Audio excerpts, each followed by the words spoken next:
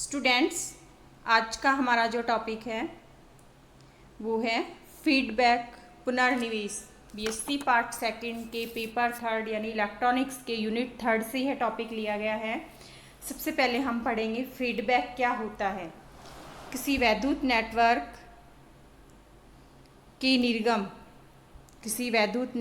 के निर्गम यानी आउटपुट से इनपुट में ऊर्जा स्थानांतरण को पुनर्निवेश कहते हैं। आउटपुट से इनपुट में जो एनर्जी ट्रांसफ़र की जाती है उसे हम फीडबैक कहते हैं। जब किसी एम्पलीफायर के आउटपुट से कुछ पार्ट या टोटली पार्ट वोल्टेज या करंट के रूप में लेकर उसके इनपुट में पुनर्निवेशित कर दिया जाता है तो इससे प्रवर्धक की कार्य क्षमता परिवर्तित हो जाती है।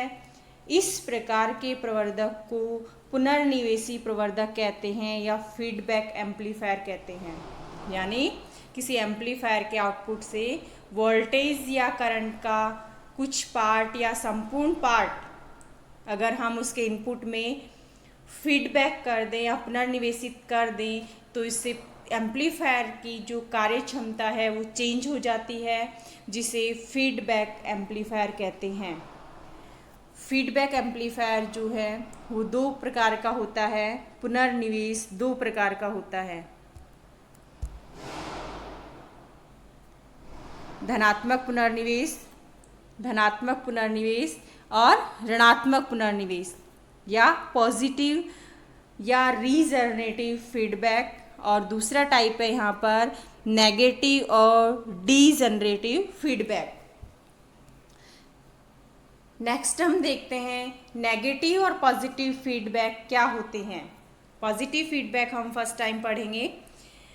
जब एम्पलीफायर के इनपुट सर्किट में जो सिग्नल होता है और पुनर्निवेशी जो सिग्नल होता है वो दोनों सेम फेज में हों तो जो निविष्ट संकेत के परिणाम में वृद्धि होती है, जिससे एम्पलीफायर की जो गेन है वो बढ़ जाती है। इस प्रकार के फीडबैक को धनात्मक फीडबैक या पॉजिटिव फीडबैक कहते हैं। धनात्मक फीडबैक से प्रवर्धक की लब्धि में वृद्धि होने के कारण इसका उपयोग जनरली हम ऑसिलेटर्स में करते हैं। दूसरा टाइप है नेगेटिव फीडबैक, यानी जब हम एम्पलीफायर के निवेशी परिपथ में या इनपुट सर्किट में जो सिग्नल हैं और फीडबैक के बाद जो सिग्नल हमें मिलते हैं वो अगर दोनों रिवर्स फेज में हों या विपरीत कला में हों तो इसमें निवेशी संकेत के परिणाम में कमी आती है। इस प्रकार के जो फीडबैक है उसको हम नेगेटिव फीडबैक या डीजनरेटिव फीडबैक कहते हैं। यद्यपि यानी जो नेगेटिव फीडबैक है उससे जो एम्पलीफायर है उसकी जो गेन है वो डिक्रीज होती है, लेकिन जो डिस्टोर्शन है उसमें कमी आती है और स्टेबिलिटी में सुधार होता है। फ्रिक्वेंसी रेस्पॉन्स अच्छा मिलता है, निवेशी और निर्गम प्रतिबाधाओं में परिवर्तन होता है, यानी इनपुट और आउटपुट इम्पीडेंस में चेंज हो जाता है। अब हम इन दोनों में डिफरेंस पढ़ेंगे। पहला देख रहे हैं हम पॉजिटिव फीडबैक और दूसरा है हमारा नेगेटिव फीडबैक। फर्स्ट हमने देखा था कि जो नेगेटिव फीडबैक है उसमें मूल सिग्नल और जो पुनर्निवेशी सिग्नल हैं वो विपरीत कला में होते हैं, लेकिन पॉजिटिव फीडबैक में ये दोनों एक ही कला में होते हैं, यानी समान कला में होते हैं। इसमें निवेशी संकेत के परिणाम में वृद्धि होती है, यहाँ पर कमी होती है। गेन बढ़ जाता है लेकिन यहाँ पर गेन का ह्रास होता है। नेगेटिव फीडबैक में प्रवर्धक की लब्धि में वृद्धि के कारण दोलितर में इसका उपयोग होता है। लब्धि का ह्रास होने के कारण विरूपण में कमी, स्थायित्व में सुधार, आवर्ती अनुक्रिया उत्तम प्राप्त होती है नेगेटिव फीडबैक में। अब हम नेक्स्ट देखते हैं पुनर्निवेश का सिद्धांत। पुनर्निवेश का सिद्धांत, थ्योरी ऑफ फीडबैक या principle of feedback. Theory of feedback पढ़ने से पहले हम एक सर्किट डायग्राम देखेंगे जो ज़्यादा इम्पॉर्टेंट नहीं है कि इसमें कौन कौन से पार्ट्स हमने काम में लिए हैं। यहाँ हम देख रहे हैं कि जो एम्पलीफायर है उसको हमने एक बॉक्स के रूप में लिया है, एम्पलीफायर को एक बॉक्स के रूप में लिया है। ए यहाँ पर गेन है, इसमें ये इम्पोर्टेंस नहीं रखता कि हमने कौन सा एम्पलीफायर इसमें काम में लिया है, बल्कि उस एम्पलीफायर की जो गेन है वो यहाँ पर इम्पोर्टेंस रखती है, यानी उसी का उपयोग करते हैं हम। दूसरा पार्ट हम यहाँ पर देख रहे हैं बीटा। बीटा कहलाता है फीडबैक रेशियो, इसको हम आयताकार बॉक्स में लिखते हैं। और निर्गत वोल्टता यानी जो वोल्टेज यहाँ पर आउटपुट पे हमें मिल रही है उसका कुछ पार्ट अगर हम इस बीटा नेटवर्क से गुजार देते हैं और उसके बाद पुनर्निवेशित करते हैं इसे, तो हमें पुनर्निवेश प्राप्त होता है, पुनर्निवेश प्राप्त होता है। यह फीडबैक रेशियो या रिवर्स ट्रांसफ़र रेशियो कहलाता है और इस बीटा नेटवर्क को हम फीडबैक नेटवर्क भी कहते हैं। उसके बाद हम देख रहे हैं कि इस नेटवर्क में हम passive elements, resistance, capacitance, inductance आदि काम में लेते हैं, यानी ये जो नेटवर्क होता है वो हमारा रेजिस्टेंस, कैपेसिटेंस, इंडक्टेंस से बना हुआ होता है। उसके साथ साथ इसमें कुछ एक्टिव एलिमेंट्स भी हो सकते हैं, जैसे ट्रांजिस्टर आदि इसमें एक्टिव एलिमेंट होते हैं। ये हमने इसके नेटवर्क के बारे में कुछ पढ़ा था। अब हम देखते हैं, यहाँ हम दो मेन तत्वों के बारे में पढ़ रहे हैं। पुनर्निवेश जो तत्व है ए, जिसे हम गेन कहते हैं, फीडबैक गेन, और बीटा है यहाँ पर फीडबैक रेशियो या फीडबैक नेटवर्क। पुनर्निवेश में प्रवर्धक की लब्धि ए के निर्गत वोल्टेज निश्चित अंश को एक आयताकार बॉक्स से गुजारा जाता है, इनपुट पर पुनर्निविष्ट किया जाता है। आउटपुट वोल्टेज का यह पार्ट बीटा से जाना जाता है, जिसे फीडबैक रेशियो और रिवर्स ट्रांसफ़र रेशियो कहते हैं, और नेटवर्क को फीडबैक नेटवर्क कहते हैं।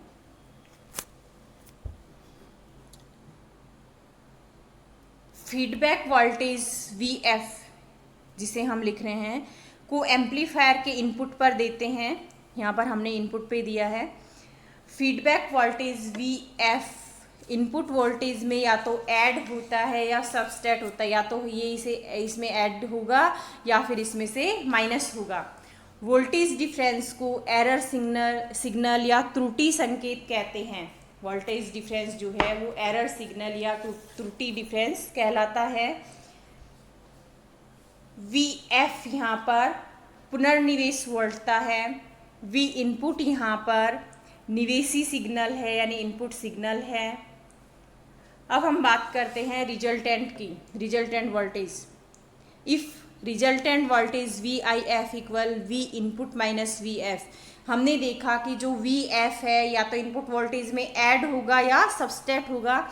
Vif इक्वल में Vi माइनस Vf, तो यह कहलाएगा नेगेटिव फीडबैक कहलाता है। और यदि Vif इक्वल में Vi प्लस Vf हो तो यह पॉजिटिव फीडबैक कहलाता है। जनरली हम इस इक्वेशन को Vif इक्वल में Vi प्लस Vf काम में लेते हैं। चूँकि हम देख रहे हैं यहाँ पर अगर Vf नेगेटिव हो, Vf क्या हो, नेगेटिव हो, तो ये नेगेटिव फीडबैक कहलाता है, और Vf पॉजिटिव हो तो यह पॉजिटिव फीडबैक कहलाता है।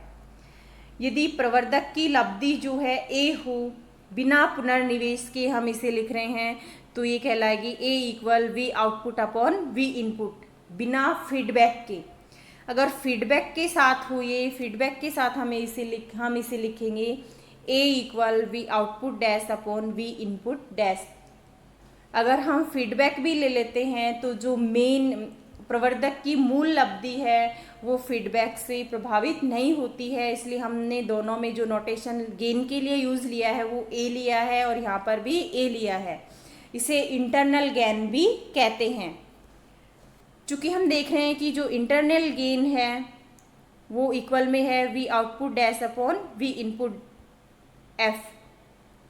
यहाँ से इस इक्वेशन से हम लिख सकते हैं V इनपुट F इक्वल में V output dash upon A। ये हमारी इक्वेशन 2 है। सपोज हम इसका कुछ पार्ट बीटा नेटवर्क से पास करें तो वी एफ इक्वल में होगा बीटा वी आउटपुट डैश। अगर हम इसे बीटा नेटवर्क से गुजार देते हैं तो वी एफ हमें मिलेगा beta V output dash. Question second and third का अगर हम यूज़ करते हैं, चूँकि हम देख रहे हैं कि वी आई एफ इक्वल में है V output dash upon A, V I F equal में V output dash upon A, तथा जनरली जो इक्वेशन हम काम में लेते हैं वो है हमारी वी आई एफ इक्वल में V I plus V F. यहाँ से हम देख रहे हैं कि वी आई एफ इक्वल में V I plus V F equal में है बीटा वी आउटपुट डैश, यहाँ हमने वैल्यू रख दी है। तो ये इक्वेशन थर्ड है हमारी।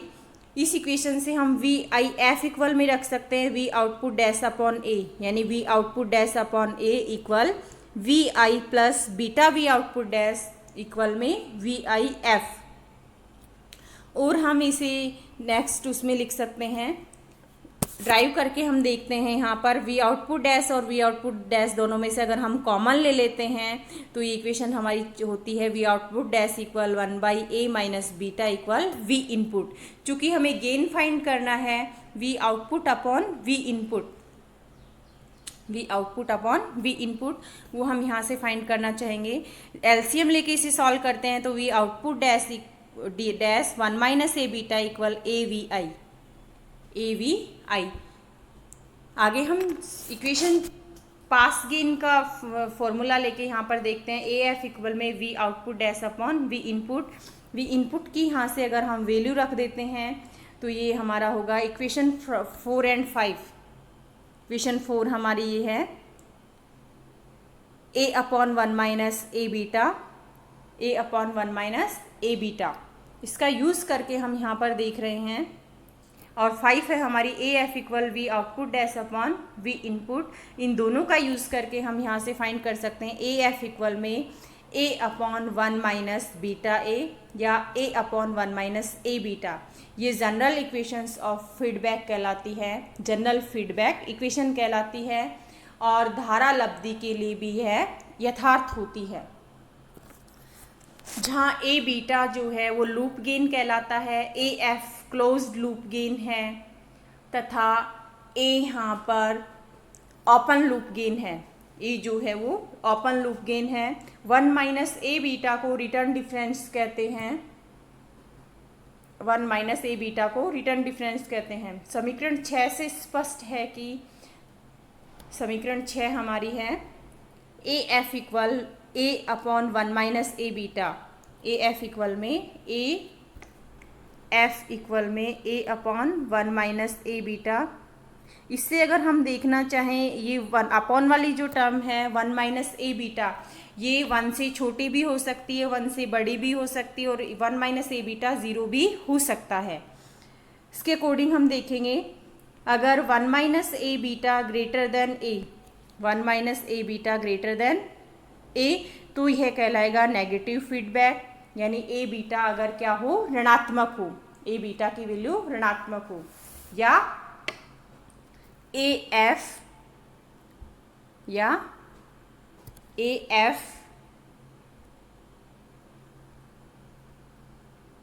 लेस देन ए, ऐसा होगा तो यह कहलाएगा नेगेटिव फीडबैक। क्या कहलाएगा ये? Negative feedback.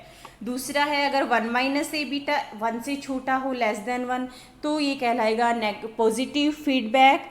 और पॉजिटिव फीडबैक का जो यूज है वो हम कहाँ करते हैं? नॉर्मली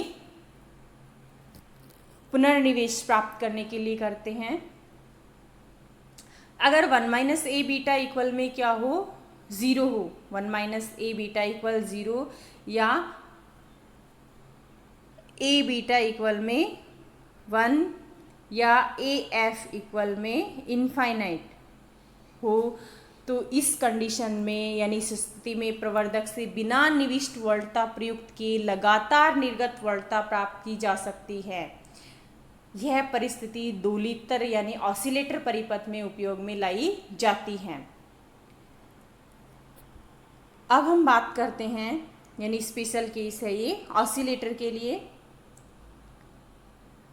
धारा तथा वोल्टा पुनर्निवेश में अंतर। अभी हम ये यहाँ पर ये एक क्वेश्चन टाइप में पढ़ रहे हैं, दोनों में डिफरेंस पढ़ रहे हैं।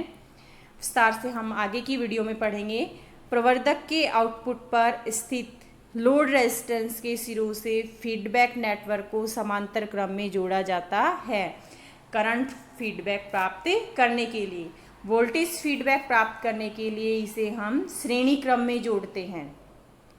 नेक्स्ट जो डिफरेंस है वो है पुनर्निवेश वोल्टा या धारा, जिसे आई एफ या वी एफ, एफ जो नोटेशन यहाँ या काम में ले रहे हैं वो फीडबैक के लिए लोड के सिरों पर उत्पन्न आउटपुट वोल्टेज के प्रोपोर्शनल होता है, यानी V F proportional V output, या V F equal beta V output, या आई एफ इक्वल में beta dash V output. Beta and beta dash R feedback ratio, ये फीडबैक रेशियो कहलाते हैं।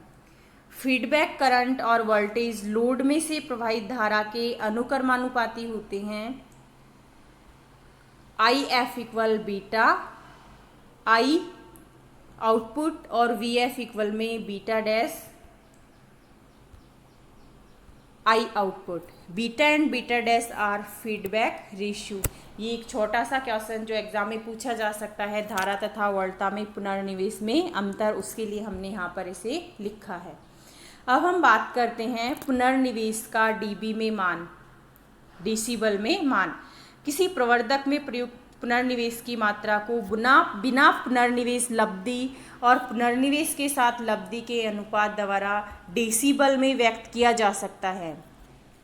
एन इक्वल में पुनर्निवेश का डीबी में मान 20 log 10, इसे हम ऐसे भी लिख सकते हैं 20 log 10 A upon AF, A upon AF, या 20 log 10 1 माइनस A बीटा, जो कि रिटर्न डिफरेंस कहलाता है। या हम ऐसा लिख सकते हैं n इक्वल में 20 log 10, n इक्वल में 20 log 10 रिटर्न डिफरेंस, ऐसा भी हम लिख सकते हैं। ये एक नंबर में एग्जाम में क्वेश्चन पूछा जा सकता है कि पुनर्निवेश का डेसिबल में मान क्या होता है। ऋणात्मक पुनर्निवेश का डीबी में मान ऋणात्मक क्यों प्राप्त होता है? क्योंकि अगर हम पुनर्निवेश की मात्रा डीबी में बात करें तो ये होता है 20 log 10 1 माइनस ए बीटा, 20 log 10 1 माइनस ए बीटा। चूँकि 1 माइनस ए बीटा जो है नेगेटिव फीडबैक के लिए इसकी जो वैल्यू है वो क्या होती है, 1 से बड़ी होती है। या ए बीटा जो है वो ऋणात्मक होता है। ए बीटा क्या होता है? ऋणात्मक होता है। ऋणात्मक ऋणात्मक क्या हो जाएंगे यहाँ पर? धनात्मक। या हम ऐसा कह सकते हैं नेगेटिव फीडबैक के लिए क्या होगा ये -20 log 10 1 माइनस ए बीटा।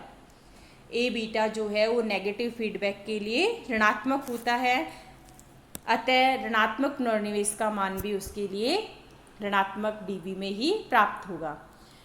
ए एफ इक्वल -100 गिविन है, ए इक्वल -500 यहाँ पर गिविन है।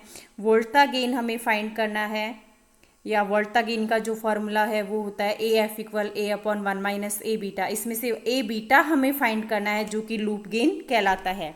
ए एफ तथा ए की वैल्यू रख देते हैं, और अपोन में जो ए है उसकी वैल्यू हमें नहीं रखनी है, क्योंकि ए बीटा की वैल्यू हमें फाइंड करनी है। जैसे हम ए एफ की वैल्यू रखते हैं -100, ए की वैल्यू -500 अपॉन 1 माइनस ए बीटा, या 1 माइनस ए बीटा इक्वल में 5 हमें प्राप्त हो जाता है। ए बीटा इक्वल -4 जो कि पास गेन है यानी पास लब्धि है। सेकेंड पार्ट जो है वो हमें फाइंड करना था बीटा, बीटा इक्वल में होगा -4/a, बीटा इक्वल में -4/a, और a की जो वैल्यू है हमारे पास में वो है -500। बीटा इक्वल माइनस से माइनस कैंसिल हो जाएगा, 4/500 इक्वल में 0.008 इक्वल में 0.008 हमें प्राप्त होगा, जो कि पुनर्निवेश अनुपात कहलाता है। नेक्स्ट हमें फाइंड करना था पुनर्निवेश यानी n इक्वल 20 log 10 1 माइनस ए बीटा।